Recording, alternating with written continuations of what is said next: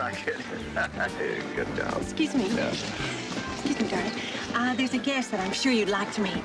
Oh, yeah. Come on. Say bye. I know you've had dinner with her husband several times, but you've never mentioned her. Well? Excuse me, Kimberly? I'd like to introduce you to my husband, J.R., Mrs. Wilson Crider. My husband has told me so much about you. Has he? Yes, and you know, they've had all those meetings without us. I think the next one should be a foursome. Maybe something a little more social. Wouldn't that be nice? Yeah. Well, who knows? Maybe we could all become friends.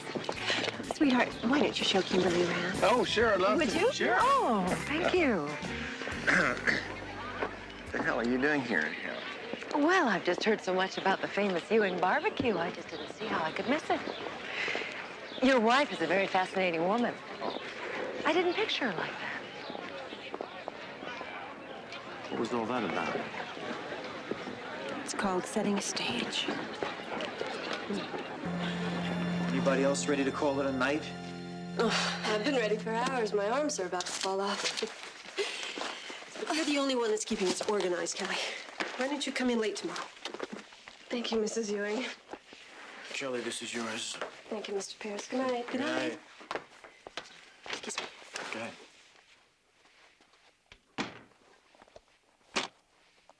You look beat. So why aren't you in a hurry to get home? Well, my son's asleep by now, and other than him, there's no one waiting for me. Your idea about putting Valentine boutiques in all the hotels was brilliant. That was a nice little change of subject. Not really. Do you remember where we were when you first brought up that idea? Yeah, we were in the lobby of a hotel just before we jumped on our flight to Miami. Just before I looked up to see J.R. Ewing in a glass elevator with Kimberly Crider. You didn't say a word. You didn't even blink. The beginning of a new business venture, the end of a marriage. Look, SueEllen, you can tell me that it's none of my business, but Why do I stay with him? yeah. Why do you live with a man who deceives you, who cheats on you? I did leave him once. I even divorced him. I know that. I shouldn't be surprised. You're always so thorough with everything. And why did you do it? Leave him? There was another man in my life at the time. No. That's not what I'm talking about. Why did you marry him again? J.R. wanted his son, and we were a package deal. So he played the devoted, caring suitor until he won you back. Just like I'm going to play the devoted, caring wife until I leave him. But why prolong the agony?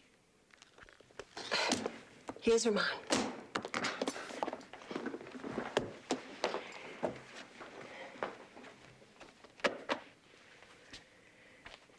Because of her, I learned how to play the game just as well as J.R. So he got rid of his mistress. What do you do for an encore?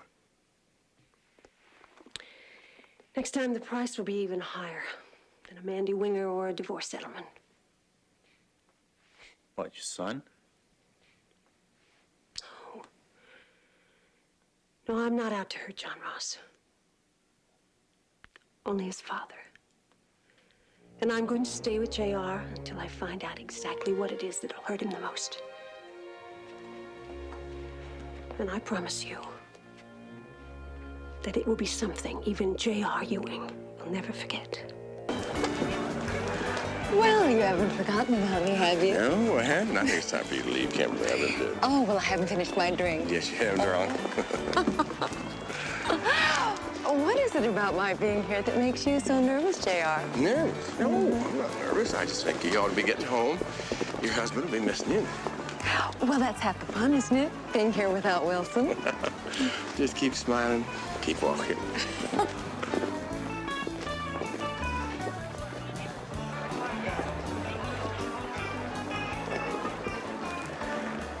She's the one, isn't she? Which one? The other woman. That's her. How'd you find out? It was by accident. But her being at the barbecue isn't. That was on purpose. Remind me never to cross you. I will. Thank you. Can we talk business? I think I've had enough of my personal life for one day. Yeah, well, I can understand that. What's on your mind? This empire we're building, it's moving far too slowly. Too slowly? Wasn't it just yesterday you were telling me it was moving too fast? From now on, it's business above all else. If it's good enough for JR, it's good enough for me.